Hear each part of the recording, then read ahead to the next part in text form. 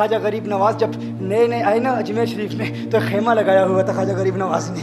خیمے میں خواجہ غریب نواز عصر سے لے کر مغرب کے وقت تک روتے رہتے تھے. ایک نوجوان اجمیر سے باہر گیا ہوا تھا پڑھنے کے لیے, کچھ عرصے کے بعد واپس آیا اور اس خیمے کے قریب سے گزر ہوا اور گزرا تو رونے کی آواز آئی. فوراً دیکھتا ہے کہ خواجہ غریب نواز رو رہے ہیں, ابھی غیر مسلم ہے, اسلام قبول نہیں کیا. فوراً گھر جاتا ہے, ماں سے پوچھتا ہے, ماں یہ مسلمانوں کا گرو کیوں روتا ہے, مسلمانوں کا بابا کیوں روتا ہے؟ میں ہر روز گزرتا ہوں, عصر سے مغرب کے مابین جو وقت ہے یہ روتا ہے. ماں نے کہا جاؤ اس سے پوچھ لو کیوں روتا ہے. وہ نوجوان خواجہ غریب نواز کے خیمے کے اندر آیا, کہا بابا میں ہر روز یہاں سے گزرتا ہوں, آپ کے رونے کی آواز آتی ہے, بتائیے آپ کیوں روتے ہیں؟ کہا جاننا چاہتے ہو میں کیوں روتا ہوں؟ میں نے ایک مدت اپنے مرشد کے ساتھ گزاری ہے, مرشد کی خدمت میں گزاری ہے, مجھے اپنے پیر کی یاد رلاتی ہے, پیر کی یاد رلاتی ہے. میں عصر سے مغرب کے وقت تک اپنے مرشد کی یاد میں روتا رہتا ہوں. اس نوجوان نے کہا اچھا میں نے تو سنا تھا کہ انسان کو جب درد ہوتا ہے, تکلیف ہوتی ہے تو تکلیف انسان کو رلاتی ہے, آپ کو تو محبت ہے,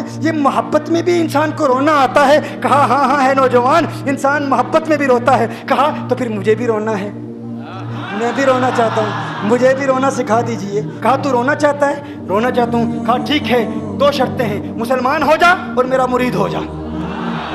اس نے کہا میں ماں سے اجازت طلب کروں گا.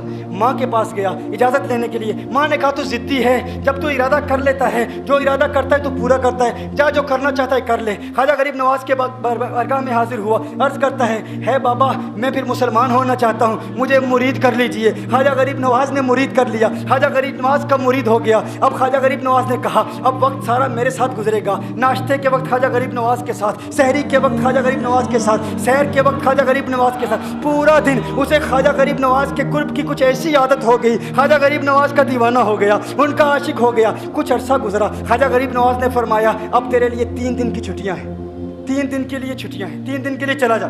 اس نے کہا مسئلہ ہی کوئی نہیں, ایشو ہی نہیں, پرابلم ہی نہیں, ٹھیک ہے 3 دن کے لیے چلا جاتا ہوں. اب جب 3 دن کے لیے گھر گیا, کہا 3 دن کے لیے تو اب مجھ سے ملاقات نہیں کر سکتا, مجھ سے ملنے کی اجازت نہیں ہے. اس نے کہا ٹھیک ہے نہیں ملوں گا. گھر گیا, پہلے دن جب گھر گیا یہ وہ نوجوان تھا جو 3 روٹیاں کھایا کرتا تھا, آج ایک لقمہ بھی نہیں کھا پایا, ایک لقمہ بھی نہیں کھا پایا. اسے کچھ ہو گیا, کہہ رہے مجھے کچھ ویکیوم سا محسوس ہو رہا ہے, کچھ دل میں کمی سی محسوس ہو رہی ہے. یوں وقت گزرتا گیا, رات کا وقت آیا, آنکھ نہ لگی, سو نہ پایا, مکان کی چھت پر چلا گیا. ماں نے دیکھا بیٹا چھت پر کیوں چلا گیا؟ ماں چھت پر جاتی ہے, بیٹے کیا ہوا؟ کہا پتہ نہیں ماں, میں تو فوراً سو جاتا تھا, آج نیند بھی نہیں آ رہی, آج کھانا بھی نہیں کھا پاتا. ماں تو چلی جا. ماں چلی جاتی ہے. یوں جب سحری کا وقت ہوتا ہے اس کی آنکھوں سے اشکوں کی برسات جاری ہوتی ہے, اس کی آنکھوں سے اشکوں کی برسات جاری ہوتی ہے. وہ رو رہا ہے, اس پر رکت تاری ہے. ماں آتی ہے, بیٹے کیا ہوا؟ کہا ماں مجھے پیار ہو گیا ہے, ماں مجھے محبت ہو گئی ہے, ماں مجھے عشق ہو گیا ہے.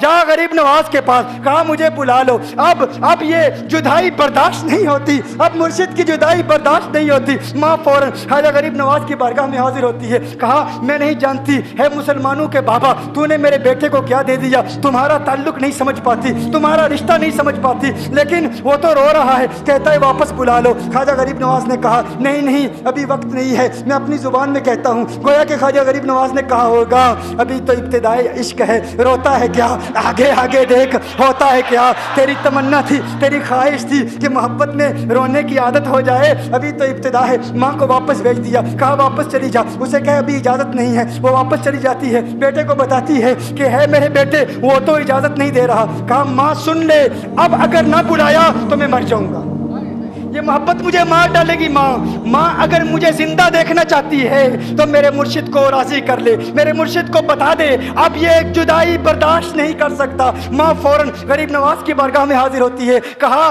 ہے غریب نواز کرم فرمائیے, مجھ ماں کی تمنا ہے, مجھ ماں کی آرزو ہے, وہ مر جائے گا. کہا ماں کی تمنا ہے, تیری بات مانتا ہوں, جا اسے واپس بھیج دے. وہ فوراً بھاگتا ہوا خواجہ غریب نواز کی بارگاہ میں حاضر ہوتا ہے. اس وقت خواجہ غریب نواز اپنے مریدوں کو درس دے رہے ہیں, ایک مجمع لگا ہوا ہے. وہ فوراً خواجہ غریب نواز کے دروازے پر کھڑا ہوتا ہے اور پھر مرید یہ منظر دیکھ رہے ہیں. خواجہ غریب نواز کو دیکھتا ہے, خواجہ غریب نواز اسے دیکھتے ہیں. وہ میں نے کہا تھا نا نگاہ مست ملائی تو میں پلا کے اٹھے, جہاں وہ بیٹھ گئے میں